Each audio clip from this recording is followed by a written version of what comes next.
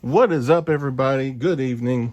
Even if it's not evening where you're at, it's technically not here either, but I thought that would be a cool opening. I don't know if it is, but anyway, so how's everybody doing? I have a thing in my hand. What is this thing? This is a Revo K101 handheld. What's special about this is it is a hardware clone of a Game Boy Advance. So that sounds pretty cool, right?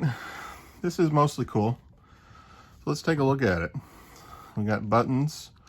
The buttons feel good. That's the big thing when you're getting, a random handheld off the internet. The Revo K101 is no longer available. I think I got this about 10 years ago or thereabouts. That sounds about right. Yeah, it was one of the earlier hardware clones that wasn't like, a complete cheap piece of junk. At the time, it was about $75, and that was cheaper than modding a Game Boy Advance. It had like backlighting and stuff. It wasn't bad. There are some downsides to this, which I'll get into. Overall, though, this is one of my more favorite handhelds that I use in place of a Game Boy Advance.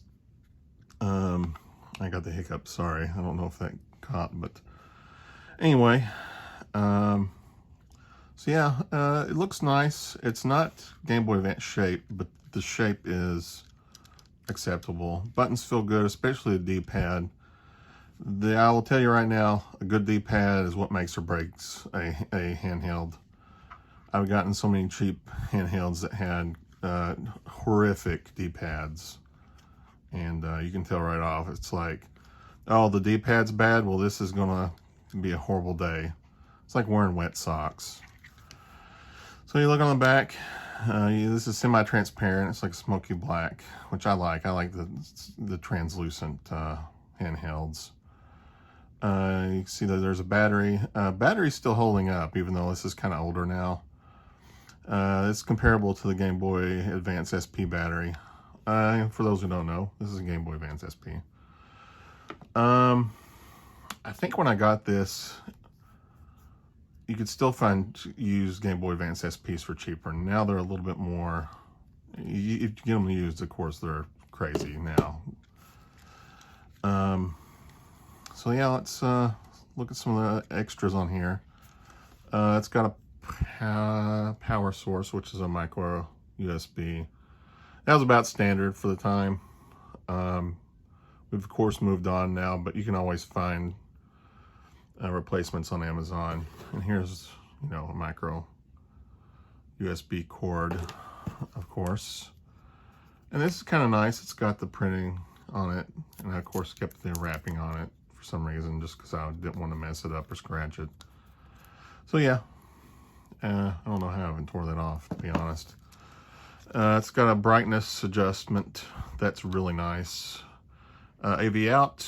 I don't know what I did with the AV out, but I've got many that would work on this. Those are all pretty standard now. Looks good on TV, I will be honest. But TVs don't have the AV anymore. They've all went to HDMI. It's got the multiplayer port, which is super duper. You've got,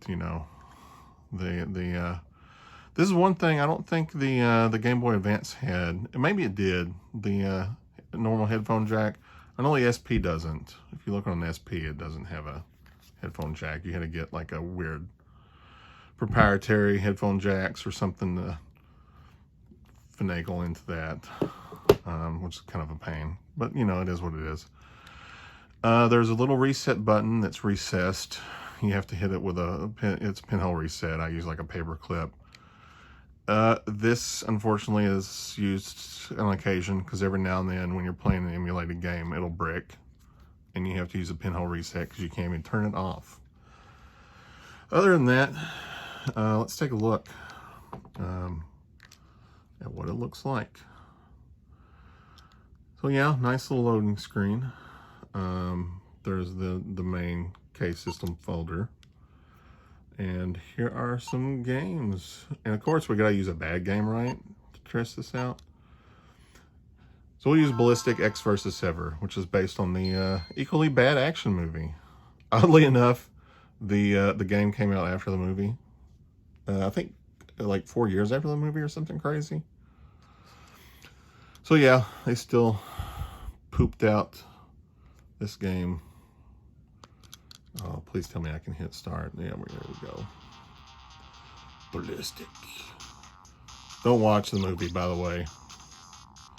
So that's supposed to be Antonio Banderas and Catherine Zeta-Jones. Yeah, that's when you know you're getting into quality game. So it looks like a slightly worse Rise of the Triad, which is an accomplishment. I know Doom was on here. Rise of the Triad might have been on here, and it looked better than this. You can't even aim up and down. There's a dog. I'm not going to shoot a dog. I'm sorry. So yeah, it does good. Let's take a look at the cartridge here. So you'll see it's got its own cartridge that comes with it that has a little micro SD card slot. Thankfully, by the time I got in this, they had moved to micro SD card slots. Some of the older, like Game Boy Advance cartridges like this still had the old SD. Thankfully, this didn't. So yeah, this has its own firmware on it. So this will only work in the Revo K101, but the Revo will play any Game Boy Advance cartridges.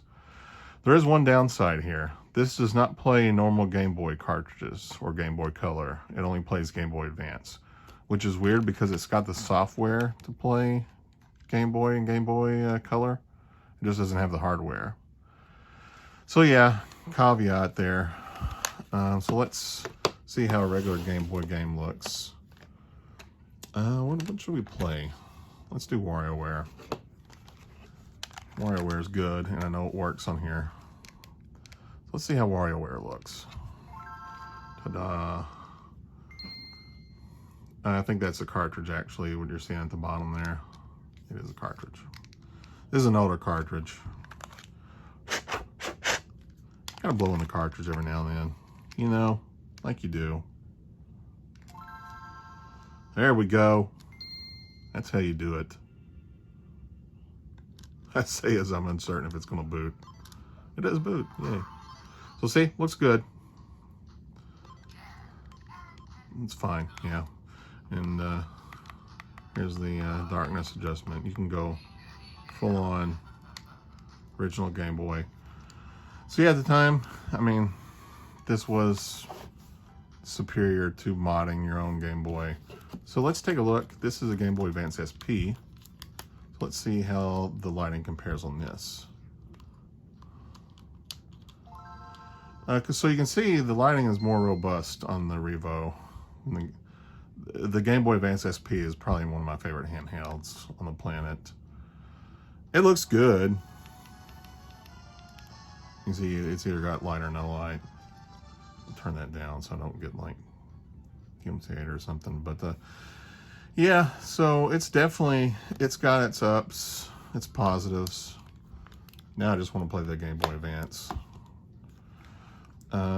There are some really glaring things on here that make this is a 6 out of 10, even though it's one of my favorites, and there's a couple reasons. It does not do save states. I have tried and I've tried. You cannot play a Pokemon game on this because it will not do a save state, and that's a shame. Supposedly sometime in next year in 2021, the Revo K101 Plus is coming out. Wait, this is a K101 Plus, I think, technically. Supposedly they got a newer version coming out, and I really hope it can do save states, because that's a game breaker. If you can't save games, it's awful. And like I said, sometimes it'll just brick and it won't even turn off, and you have to hit the pinhole reset. That's kind of a pain, but it doesn't do it very often.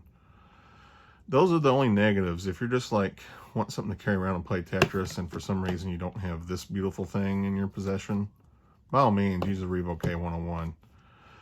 So yeah, I don't 100% know if I can recommend tracking one of these down, especially now, since they're probably like obscenely high in price if you find one. But they're at least, you know, nice looking, aesthetically pleasing. So yeah, there you go. Always get a Game Boy Advance SP if you can, or a modded Game Boy that has immaculate backlighting. But if not, yeah, I mean, you can do worse than this. You can also probably do better. But anyway, there you go. Enjoy.